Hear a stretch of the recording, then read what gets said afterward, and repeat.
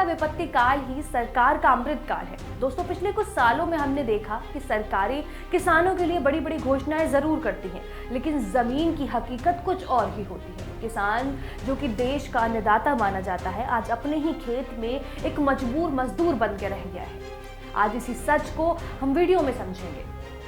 पहले किसानों की एमएसपी मंडियों का सहारा हुआ करती थी, लेकिन आज एमएसपी सिर्फ कागजों तक ही रह गई है और छोटी बड़ी मंडियां तो बंद ही होती जा रही हैं। नतीजे ये हैं कि किसान को अपनी फसल औने पौने दामों पर बेचनी पड़ती है। ठेके पर खेती, बड़े बड़े गोदाम और कंपनियों का सीधा कंट्रोल रहता है।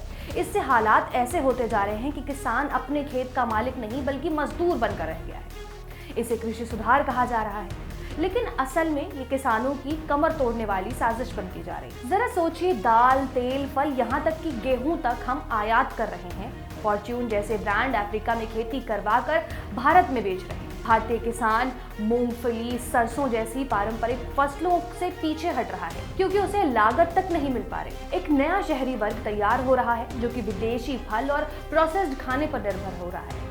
इस वर्ग को किसान की मुश्किलें नजर नहीं आ रही हैं। किसान जब आवाज उठाता है तो उसे राजनीति कहकर टाल दिया जाता है। भारतीय कृषि अनुसंधान परिषद यानी ICAR और कृषि विज्ञान केंद्र जैसे संस्थान हाशिए पर डाल दिए गए। नई तकनीक किसानों तक पहुंच ही नहीं रही। अब किसानों को बस राशन और नगद सहायता देकर एक वोट बैंक का जरिया बना दिया गया है। 40% आबादी जो कि कृषि पर निर्भर है, उसे धर्म और जाति की बहस में उलझा दिया गया है। तो जो सवाल पूछता है उसे देशद्रोही कहकर चुप करा दिया जाता है। और इसी बीच हमारा देश विश्व गुरु कहलाने के बावजूद खाना आयात करने पर मजबूर होता जा रहा है।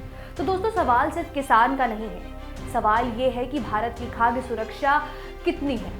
अगर अन्नदाता ही गरीब और लाचार रहेगा तो अमृतकाल सिर्फ नारे बनकर रह जाएंगे।